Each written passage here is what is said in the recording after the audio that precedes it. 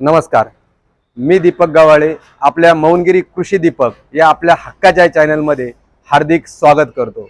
शेतकरी मित्रांनो, रब्बी हंगामाच्या मग त्या उन्हाळ कांद्याच्या पेरण्या असतील, उन्हाळ कांद्याच्या लागवडी असतील, गव्हाच्या पेरण्या, हरभऱ्याच्या पेरण्या, तसेच चारा पिकं याच्या लागवडी होऊन सरासरी 15, 20, 25 दिवस झालेले होते आणि मागील 3 ते 4 दिवस सलग 2-3 दिवस अवकाळी पावसाने हजेरी लावल्यामुळे एकंदरीत सर्वदूर पाऊस झाल्यामुळे रानं ओली झाल्यामुळे आता मागील 2 दिवसापासून वापसा कंडिशन म्हणजेच तणनाशकाची फवारणी करण्यासाठी तणनाशक औषधे मारण्यासाठी जी प्रॉपर ओल शेतात पाहिजे ती ओल झालेली आहे. आणि मग अशा परिस्थितीमध्ये सर्व शेतकरी बांधवांची तणनाशकाची खरेदी करण्यासाठी, तणनाशक घेण्यासाठी कृषी सेवा केंद्रांमध्ये एकच झुंबड उडलेली आहे.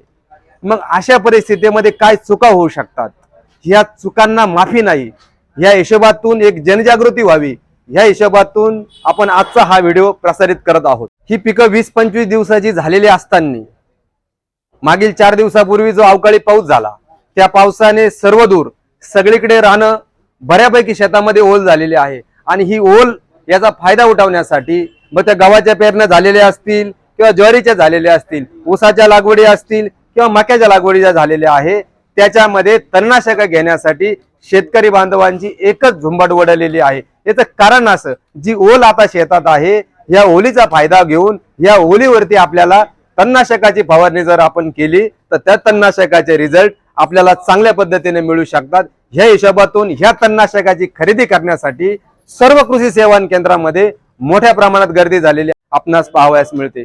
परंतु ह्या गर्दीमध्ये कुठेही चूक होऊ नये. एक कुठल्याही पिकाचं तणनाशक फवारणी करताना किंवा खरेदी करताना ते दुसऱ्या पिकाचं तिसऱ्या पिकावर वापरल्या जाऊ नये, या जनजागृतीतून, या मानसिकतेतून आपण आजचा व्हिडिओ प्रसारित करत आहोत. या व्हिडिओच्या माध्यमातून मी सर्व शेतकरी बांधवांना एक नम्र कळकळीचं आवाहन करू इच्छितो की ज्या वेळेस आपण त्या कृषी विक्रेत्याकडे एका विशिष्ट पिकाच्या तणनाशकाच्या खरेदीसाठी जातो त्यावेळेस आपण एक स्पष्ट उच्चार किंवा स्पष्ट मागणी त्या कृषी विक्रेत्याकडे करणं जरुरीचं आहे, गरजेचं आहे. उदाहरणार्थ सांगण्याचा हेतू हाच, ज्यावेळेस आपण तणनाशकाची मागणी करण्यासाठी जातो त्यावेळेस आपल्याला तिथं स्पष्ट सांगायचं आहे की मला 2 एकर माझे कांदे आहे किंवा माझेवाले गहू आहे किंवा हरभरा आहे किंवा ज्वारी आहे किंवा ऊस आहे किंवा मला एखादं पीक पेरणी केल्यानंतर प्रतिबंधात्मक म्हणजे गवत उतरू नये म्हणून जे तणनाशक मारायचं आहे त्या पद्धतीनं त्याची मागणी आपल्याला करायची आहे. बऱ्याच वेळेस चुका काय होतात का, दुसरं काउंटरला जे ग्राहक चालू असतात आणि ते मागतात का माझं तणनाशक, मला हे तणनाशक पाहिजे, मला ते तणनाशक, आणि अचानक कोणीतरी येतं का मलाही द्या. परंतु तिथं मग कुठंतरी ऐकण्यात, बोलण्यात चूक होते आणि मग गव्हाचं तणनाशक कांद्याला, कांद्याचं ज्वारीला, ज्वारीचं खोंड्याला किंवा मक्याला, आणि मग त्याचं प्रमाण समजून न घेणे, अशा पद्धतीने उलटी पालट मारलं जाऊन तिथं आपल्या पिकाचं आपलं आर्थिक नुकसान होऊ शकतं. हे टाळण्याची जबाबदारी आपल्या सर्वांची आहे. बऱ्याच वेळेस शेतकरी एकाच वेळेस ज्यावेळेस खरेदी करायला येतात त्यावेळेस एकाच वेळेस 3-3, 4-4 पिकाच्या तणनाशकाची खरेदी एकाच वेळेस करतात. उदाहरणार्थ त्या शेतकऱ्याकडे 1 एकर ज्वारी आहे, ज्वारीतील ते झाडपाल्याचं जे गवत आहे ते मारण्यासाठी आता ह्या पावसामुळे पुरेशी ओल झालेली आहे. ते शेतकरी ज्वारीचे तणनाशकाची खरेदी करतात. गव्हाचे पिकं 20-25 दिवसाची झालेली आहे, गव्हाच्या तणनाशकाची खरेदी करतात. आमच्याकडे बऱ्याच शेतकऱ्यांच्या ऊसाच्या काही लागण्या आहे, काहींचे खोडवे आहे, त्यामध्ये तणनाशकाची फवारणी, तणनाशकाची खरेदी सुरू आहे. काहींकडे खोंडे आहे, काहींकडे हरभरा आहे. अशा पद्धतीने वेगवेगळ्या पिकांमध्ये वेगवेगळ्या प्रकारची तणांची खरेदी किंवा तणनाशकांची निवड करण्यासाठी आपण ज्यावेळेस दुकानात येतो त्यावेळेस आपणास स्पष्ट सांगायचं आहे की मला अमक्या पिकामध्ये तणनाशक मारायचं आहे. त्याप्रमाणे त्या दुकानदाराकडून त्या तणनाशकाचं प्रमाण असेल आणि निवड असेल हे व्यवस्थित समजून त्याचं वेगवेगळं पॅकिंग करून मग ते आपल्या पिशवीत टाकायचं आहे. ज्यावेळेस आपण ह्या तणनाशकाची खरेदी करून ज्यावेळेस घरी जातो आणि तणनाशकाची फवारणी आपल्याला प्रत्यक्ष आपल्या शेतामध्ये त्या पिकामध्ये करायची असते, त्यामध्ये गव्हाचा तणनाशकाची फवारणी करून झाल्यानंतर आपल्याला मक्यात करायची असते, मक्याची झाल्यानंतर ऊसात करायची असते.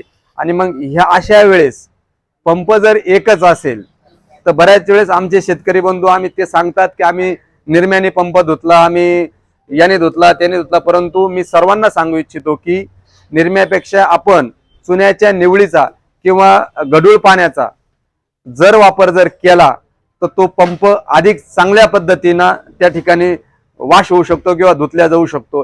शक्यतो चुन्याच्या द्रावणाचा किंवा चुन्याच्या निवळीचा वापर आपण पंप धुण्यासाठी करावा। तदनंतर एक मानसिकता आपल्याकडे शेतकऱ्यांची अशी झालेली आहे की तणनाशक मारण्यासाठी ते एक तर भाडोत्री पंप लावतात किंवा काही शेतकरी शेजारच्याचा पंप आणून तणनाशकाची फवारणी करून घेतात आणि पुन्हा त्या शेतकऱ्याचा पंप नेऊन देतात।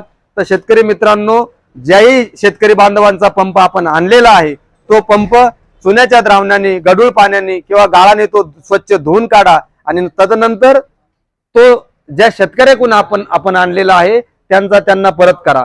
आपण तणनाशकाची फवारणी केल्यानंतर ज्याचा जो पंप आहे त्याला आपण परत दिल्यानंतर त्याने जर त्याच पंपाने जर दुसऱ्या पिकाला दुसऱ्या औषधाची जर फवारणी केली तर त्या शेतकऱ्याचं मोठ्या प्रमाणात नुकसान होऊ शकतं, याची काळजी आपण सर्वांनी घेणं गरजेचं आहे। बरं, तणनाशक फवारणी करून झाल्यानंतर जो पंप आहे तो पंप धुण्याची पद्धत ज्यावेळेस सरसकट आम्ही फील्डवरती काम करतो त्यावेळेस असं निदर्शनास येतं की शेजारून जर पाण्याची चारी वाहत असेल तर तणनाशकाचे पंप त्या चारीमध्ये धुतल्या जातात किंवा बऱ्याच वेळेस पाण्याचा जो दांडा असतो त्या दांडामध्ये तणनाशकाचे पंप धुतल्या जातात। कृपया कोणी असं करू नये, कारण पंप धुतल्यानंतर त्या तणनाशकाचे जे अंश असतात ते त्या पाण्याबरोबर वाहत जाऊन विरुद्ध जी पिकं असतात त्या पिकामध्ये तणनाशक मिश्रित पाणी जातं आणि त्या पिकाचंही मोठ्या प्रमाणात नुकसान होऊ शकतं। तसेच ज्या चारीला आपण पंप धुतात त्या चाऱ्यांना खाली इतर बागायतदार असतात त्यांच्या पिकाला ते पाणी जाऊ शकतं किंवा ते बरेच शेतकरी फवारणीसाठी चारीचं पाणी, नदीचं पाणी किंवा कॅनलचं पाणी वापरतात, त्यांचंही यातून मोठ्या प्रमाणात नुकसान होऊ शकतं। ही काळजी आपल्या सर्वांना घ्यायची आहे। ज्या तणनाशकाची आपण त्या पिकामध्ये फवारणी करण्यासाठी जी निवड करतो त्याचं जे अचूक प्रमाण असेल ते प्रमाण आपण कृषी विक्रेत्याकडून व्यवस्थित समजून उमजून घेऊन त्या शिफारसीत मात्रेप्रमाणेच आपल्याला तणनाशकाची फवारणी करायची आहे। तणनाशकाची फवारणी करताना रान ओलच असावं किंवा औषधीची फवारणी करून ताबडतोब पाणी द्यावं किंवा 48 घंट्यात पाणी द्यावं की जेणेकरून मारलेल्या तणनाशकाचे आपल्याला अतिशय चांगले रिझल्ट मिळतील। तणनाशकाची फवारणी करताना तण हे 2-2, 3-3 पानावर असावे। मुख्य पीक म्हणजे ज्या पिकात आपल्याला तणनाशक वापरायचे आहे त्या पिकाने रान झाकलेले नसावे। फवारणी करण्यासाठी एकरी 180 ते 200 लिटर पाणी प्रति एकरी पडेल या पद्धतीनं एकसारख्या प्रमाणात जमिनीचा व तणाचा पृष्ठभाग ओला होईल या पद्धतीनं एक समान फवारणी करायची आहे। फवारणी करावायचे पाणी स्वच्छ आणि गोड असावे। गढूळ, क्षारयुक्त आणि मोहचळयुक्त पाण्यामध्ये तणनाशकाची फवारणी करू नये। तणनाशकाची फवारणी करण्यासाठी जो नोझल आपल्याला वापरायचा आहे त्यासाठी तणनाशक नोझलची निवड करणं अत्यंत गरजेचं आहे। शक्यतो वाऱ्याच्या विरुद्ध दिशेने तणनाशकाची फवारणी करू नये। ढगाळ व आच्छादलेल्या वातावरणामध्ये जर तणनाशकाची फवारणी जर आपण केली तर उदाहरणार्थ कांद्यासारख्या पिकाला त्या पातीवर त्या पानावरती पांढरे डाग पडलेले आपल्याला दिसतात। याचं कारण असतं वातावरणामध्ये जी आर्द्रता आणि दैवर असतं त्यामुळे फवारलेलं तणनाशक हे त्या पानावर पातीवर पडतं आणि तिथं पांढरा किंवा ढवळा डाग पडतो। मग आपण म्हणतो की तणनाशकाचा शॉक जास्त बसला। याकरता तणनाशकाची फवारणी करताना विशेषतः कांद्यामध्ये तरी थोडासा उन्हाचा लपंडाव किंवा सूर्यप्रकाशाचा लपंडाव असावा जेणेकरून आपल्या पिकाला शॉक कमी बसेल। एका पिकामध्ये तणनाशकाची फवारणी करीत असताना शेजारी कुठले पीक आहे हे काळजीपूर्वक बघून शेजारच्या पिकाची काळजी घेणं ही आपल्या सर्वांची जबाबदारी आहे। तसेच गहू या पिकामध्ये वापरल्या जाणारे जे तणनाशक असतं त्यामध्ये ह्या बॉक्समध्ये एक तणनाशकाची पुडी आणि एक स्टिकरची पुडी असते, तर त्यातली बऱ्याच शेतकऱ्यांकडून चुकून आपण ते औषध फवारणीवाल्याकडे फवारणी करणाऱ्या कामगाराकडे देतो आणि आपल्या कामाला निघून जातो। तर बऱ्याच वेळेस त्यातलं फक्त स्टिकर वापरलं जातं। जी तणनाशकाची जी पुडी आहे 8 ग्रॅमची ती तसंच तो फवारणी करणारा कुठेतरी टाकून देतो किंवा ती त्या बॉक्स मध्ये राहते।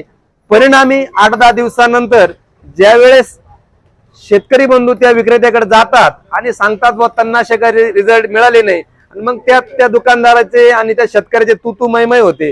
ही जी छोटी पुडी आहे या बॉक्सचा जो आतील भाग आहे हा जो काप आहे यामध्ये ती ठेवलेली असते।